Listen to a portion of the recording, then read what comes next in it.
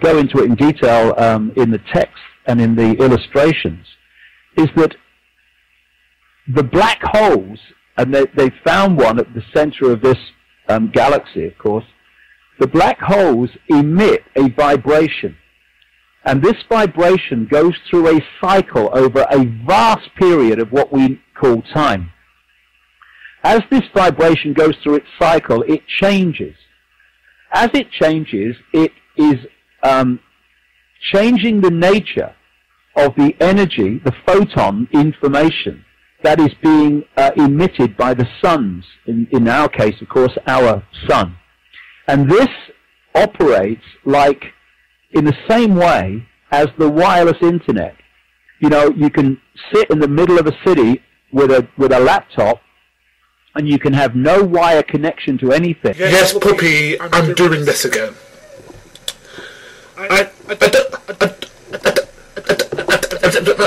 What the hell are you talking about, David? What are you talking about? Photon particles do not influence thought, nor do they do anything of the sort. Okay? They are very microscopic, and they don't do what you say. Okay? Black holes do not operate the sun. Jesus Christ!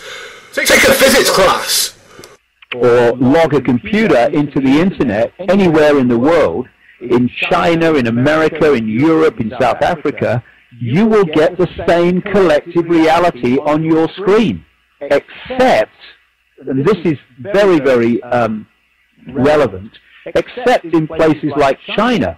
Because what they do in China is they firewall off the computer system so that they cannot access vast amounts of the collective reality we call the internet. Calling the internet reality, it isn't reality. It's a form of wires and computer nodes.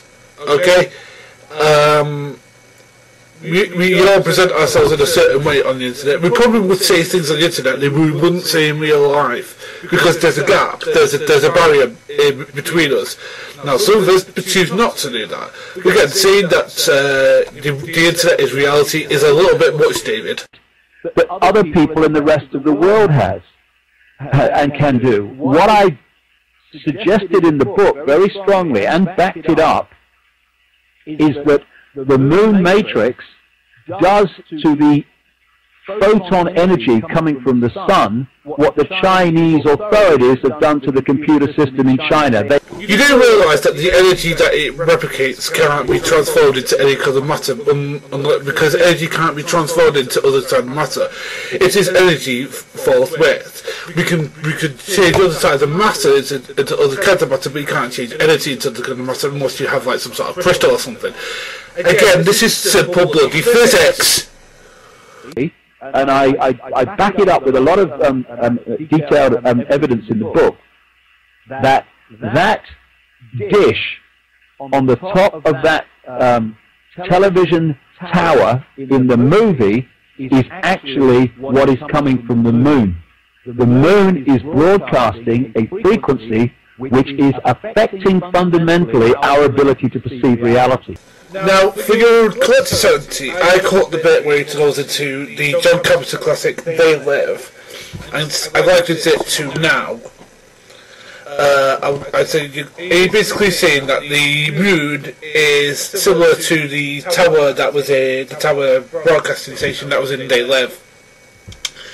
Now, it's true that the moon has been said to affect us, our moods, but that's a fallacy. It never has. It affects tides, but it doesn't affect our psychological state. That's a myth. That's something that isn't true. Our moods get sent by such a natural phenomenon, but the moon is not one of them. The gravitational pressure coming from the moon may do so, but again, the moon itself doesn't actually broadcast any sort of frequency that we're aware of.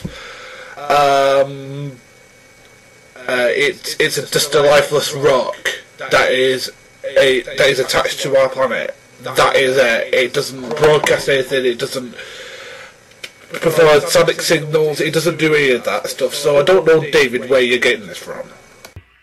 And the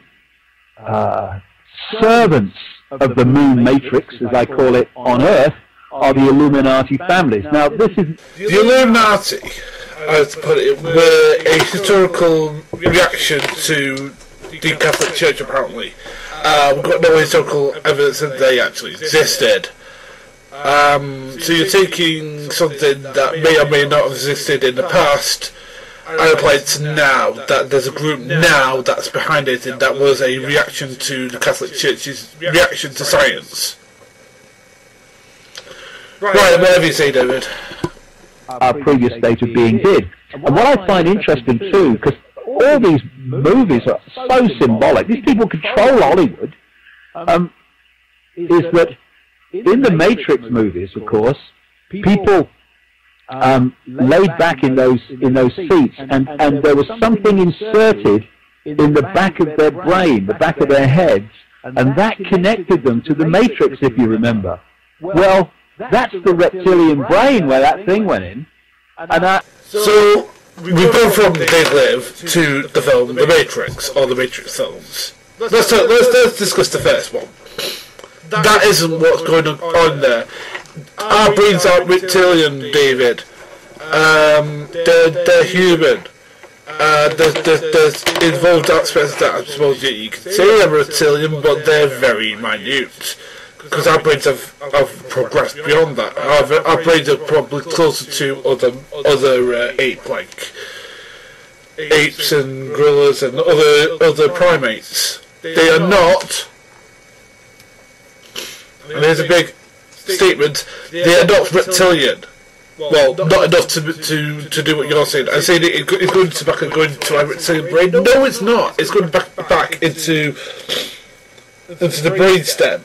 So, which involves cognitive thought and feelings, a lot of that. So that's how it's about control. Now, the thing is, you say these people control Hollywood. Well, if they are in control of Hollywood, wouldn't they want to avoid those sort of stories that are like, telling us the truth or pretending the truth? Because it's a harder thing to control itself when they're aware of the world that's been pulled on the ride. It doesn't exactly make your worldview that much sense now, does it? By our own ends.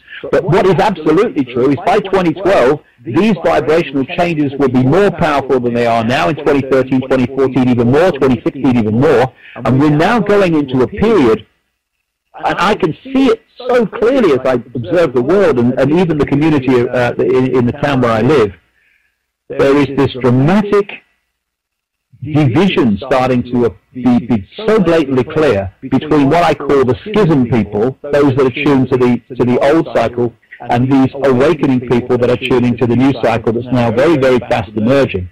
And it's no accident, you see, that it's as this is happening that the Illuminati and those guys in the moon are now, at this point of all points, throwing everything at us in terms of Orwellian control, manipulating us through food and drink, manipulating us through electromagnetic pollution. So that's the end of part 4.